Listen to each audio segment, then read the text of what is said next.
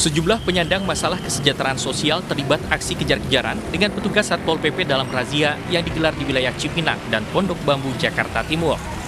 Seorang manusia berbaju robot yang sedang meminta uang di pinggir jalan digelandang petugas ke kendaraan milik dinas sosial. Wanita tunasusila yang diduga sedang mangkal di pinggir jalan Bekasi Timur Raya juga tak luput dari razia petugas. Petugas bahkan terlibat aksi kejar-kejaran dengan wanita tunasusila yang kabur saat melihat petugas datang. Dari lokasi ini, 4 orang wanita tunasusila terjaring. Petugas juga menjaring seorang Pak Ogah dan pengamen yang biasa beroperasi di putaran Jalan Gusti Ngurah Rai, Duren Sawit, Jakarta Timur. Kegiatan ini dilakukan selama bulan suci Ramadan untuk menjaga kesucian bulan Ramadan. Para penyandang masalah kesejahteraan sosial yang terjaring dibawa ke Panti Sosial Cipayung untuk dilakukan pembinaan dengan terlebih dulu menjalani tes usap COVID-19. Dari Jakarta, Rio Manik, iNews melaporkan. Pemirsa, komedian Marcel Widianto penuhi panggilan di Treskrimsus Polda Metro Jaya hari ini sebagai saksi terkait kasus pornografi Dea OnlyFans. Marcel mengaku membeli konten pornografi untuk membantu ekonomi Dea.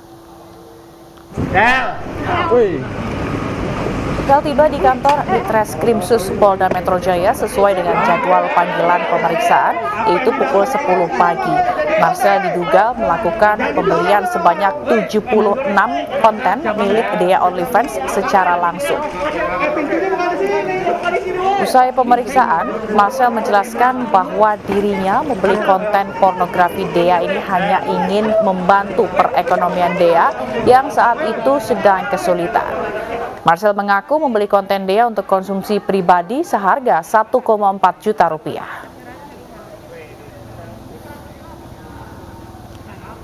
Pengen membantu sebenarnya teman-teman, karena gue pengen membantu, akhirnya gue memberikan uang langsung kepada dia. Kenapa tidak melalui OnlyFans?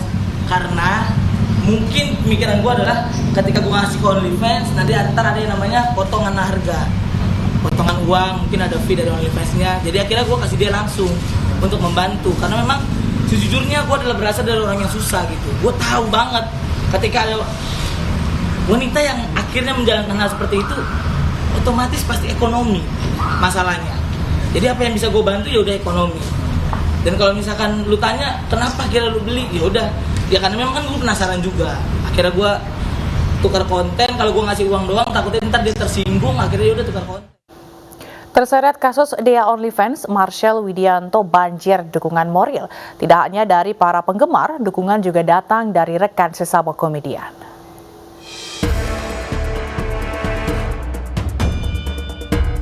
Usai menjalani pemeriksaan kasus pornografi dengan tersangka Dea OnlyFans di Polda Metro Jaya, Marcel Widianto merasa terharu karena banjir dukungan dari berbagai pihak. Melalui akun media sosial miliknya, Marcel membagikan unggahan dukungan dari teman sesama komedian untuk dirinya.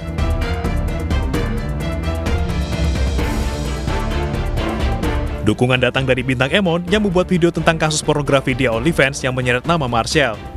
Selain itu, ada juga Kiki Saputri yang turut membuat video dengan topik serupa. Ada komedian berinisial M katanya beli video begitu. Nah, hal ini dinyatakan oleh bapak-bapak yang sudah mengidentifikasi 76 video dan banyak foto-foto vulgar. Widih, udah identifikasi duluan nih. Tapi konten dewasa dibeli sama orang dewasa dan tidak disebarkan kembali. Terus kenapa? Selain membagikan unggahan dukungan, Marcel juga mengunggah permohonan maaf atas tindakannya membeli foto dan video porno Dea OnlyFans. Tenaga ahli utama KSP, Ali Mokhtar Ngabalin datang ke Bareskrim Polri untuk melaporkan pencatutan nama dan pemalsuan tanda tangan dirinya. Nama Ngabalin dicatut untuk minta sumbangan hingga ratusan juta rupiah kepada Wali Kota Cirebon.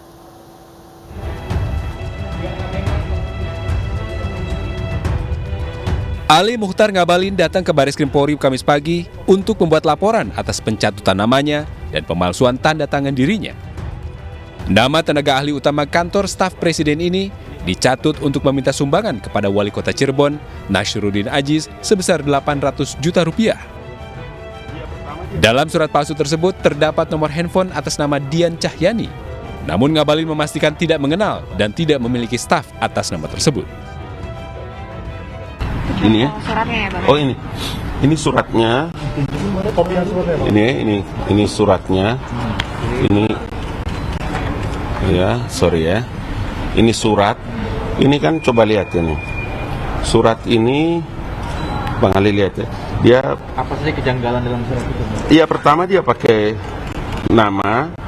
Toh nama ini memang bahasa Arab. Tanda tangan saya itu huruf Arab, tapi tidak begini. Ini dia menulis bahasa Arab. Ini orang pasti pintar bahasa Arab. Pintar bahasa Arab, kemudian bisa menulis karena bagus sekali tulisannya. Tanda tangan ini. Jadi Ali M. Ya, M itu Mukhtar, mim, huruf mim, Ali Mukhtar Ngabalin. Ngabalinnya pakai huruf Melayu, Arab Melayu. Yang kedua, saya bukan staf khusus. Kami bukan staf khusus, kami itu di KSP sebagai juru bicara dan tenaga ahli utama kantor staf presiden, sama seperti Mas Joko ini.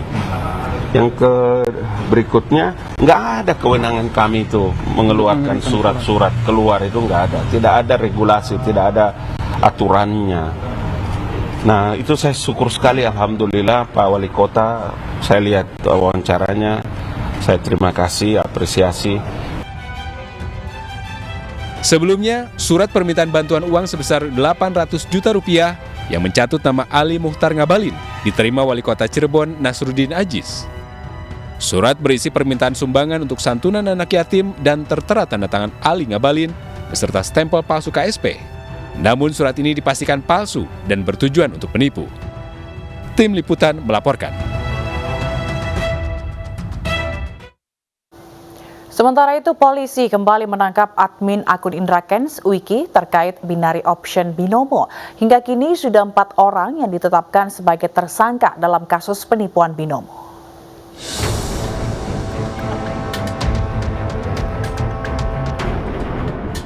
WMN atau Wiki jadi tersangka keempat kasus investasi ilegal Binomo. Ia ditangkap di rumahnya di Tangerang, Banten. Total, polisi telah menetapkan 4 orang tersangka dalam kasus penipuan Binomo. Peran tersangka keempat, Wiki, sebagai admin dari grup Telegram yang diinisiasi IndraKens, tersangka afiliator Binomo yang lebih dulu ditangkap. Grup Telegram berisi pelatihan member Binomo di bawah asuhan IndraKens. Akibatnya para korban rugi 44 miliar rupiah. Wiki ini adalah orang atau admin dari saudara Ika. Ini perkembangan dari kasus Binomo, masih ada beberapa tersangka yang akan kita ungkap dalam waktu akan depan. Tapi yang sampai hari ini kasusnya Binomo sudah menjadi 4 tersangka. Sebelumnya 3 orang dinyatakan tersangka terkait kasus penipuan Binomo, mulai dari Crazy Rich Medan IndraKens, disusul mentor trading IndraKens Fakar Suartami Pratama alias Fakarich, dan Brian Edgar Nababan yang berperan merekrut IndraKens sebagai afiliator. Dari para tersangka, polisi menyita sejumlah barang bukti uang tunai 1,9 miliar rupiah. Dari Jakarta, Nadia Valeri dan Dias Triawan, iNews melaporkan. Masih terkait Binomo, pemirsa, polisi juga memeriksa Kapten Vincent Raditya selama 15 jam di Barreskrim Mabes Polri Jakarta. Pemeriksaan dilakukan karena Vincent diduga pernah mempromosikan aplikasi Binomo di media sosialnya.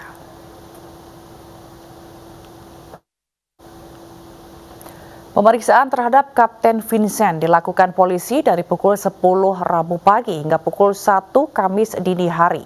Pemeriksaan pilot sekaligus YouTuber ini berlangsung 15 jam dengan 40 materi pertanyaan terkait hubungan Kapten Vincent dengan platform binary option Binomo maupun dengan tersangka IndraKens. Diduga Kapten Vincent pernah membuat video bersama IndraKens dan mempromosikan Binomo di akun media sosialnya. Dalam pemeriksaan tersebut, Kapten berstatus sebagai saksi. Semua kita tanyakan, ya terkait hubungan dengan Ika, terkait dengan Binomo, dengan apapun itu kita tanyakan. Berarti bukan kasus trade yang di ini apa? Pengadilan Militer Tinggi 2 Jakarta kembali menggelar sidang lanjutan terdakwa Kolonel Priyanto atas kasus tewasnya sejoli di Nagreg, Jawa Barat. Kolonel Priyanto mengaku dirinya yang memutuskan membuang kedua korban ke sungai.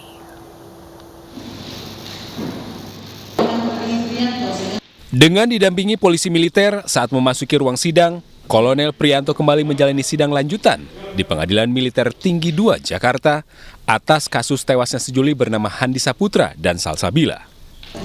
Dalam sidang lanjutan ini, terdakwa Kolonel Infanteri Priyanto berdalih alasannya membuang sejoli Handi Saputra 17 tahun dan Salsabila demi untuk menyelamatkan anak buahnya, Kopda Andreas Dwi Atmoko.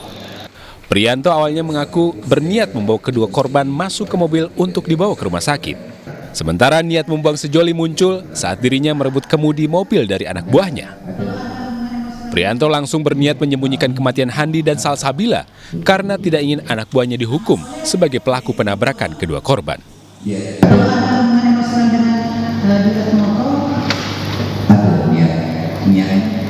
yang menghormati itu yang pertama.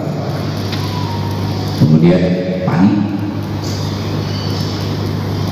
Kemudian dia mau pada saat itu juga sama-sama panik juga, dia bingung juga. Akhirnya saya ambil keputusan kita silakan, kita buang saja mayat ini. Dari situ tersebut. Tadi setelah pemeriksaan saksi juga dilakukan pemeriksaan terhadap terdakwa. Pemeriksaan terhadap terdakwa tadi itu untuk membuktikan semua dakwaan yang ada dalam jadi semua keterangan terdakwa yang disampaikan tadi itu sebetulnya sudah sesuai dengan keterangan saksi dan alat bukti yang kita ada di persidangan. Dalam perkara ini, Perwira Menengah TNI Kolonel Infanteri Priyanto mendapat dakwaan pasal berlapis karena telah membunuh 2 remaja sipil di Nagreg, Jawa Barat dengan ancaman hukuman maksimal pidana mati atau penjara seumur hidup. Dari Jakarta, Rio Manik, iNews melaporkan. Polisi terus menyelidiki kasus penembakan yang menewaskan pegawai Dishub Kota Makassar. 6 orang saksi diperiksa guna mengungkap kematian korban.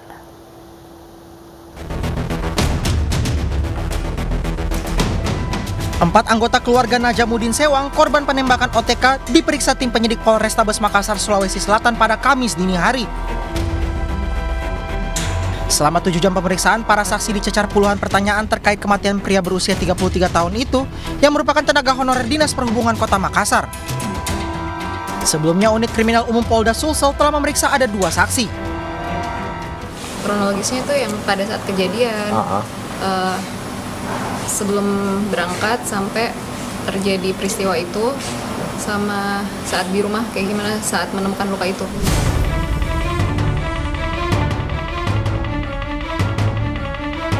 Sebelumnya diketahui korban terjatuh dari sepeda motornya di kawasan Tamalate, Kota Makassar, Sulawesi Selatan. Meski sempat ditolong warga, namun nyawanya tidak terselamatkan. Keluarga menemukan kejanggalan pada tubuh korban yang terdapat luka tembak di punggung. Dari hasil otopsi, Najamuddin meninggal akibat terkena peluru yang menembus paru-parunya. Dari Makassar, Sulawesi Selatan, Leo Muhammad Nur, iNews melaporkan. Di Deli Serdang, Sumatera Utara, seorang ibu rumah tangga bersama balita kembarnya ditemukan tewas di dalam kamar rumah. Selengkapnya sesaat lagi.